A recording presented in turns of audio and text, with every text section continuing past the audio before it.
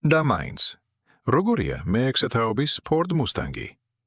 მეექვსე თაობა, რომელმაც ყველაფერი შეცვალა. მითი იმის შესახებ, რომ Mustang-ი მხოლოდ სწორზე დადის, დაიმსვრა. მან მიიღო დამოუკიდებელი უკანა დაკიდება. ეს ამერიკელი მოსახლეობაშიც ისევე კარგად დგას, როგორც გამოიყურება.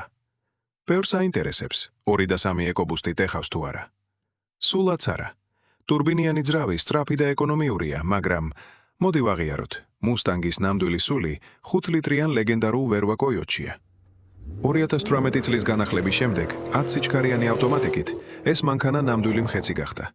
Shelby GT500, ყველაზე ძლიერი სერიული Ford ისტორიაში. 760 ცხენის ზალა, რომელიც სუპერკარებს საუზმეზე მიირთმევს. ეს არ არის უბრალოდ მანქანა, ეს ადრენალინის ქარხანაა. ინტერიერი რეტრო აქცენტებით, ავიაგამანადგურებლის სტილში.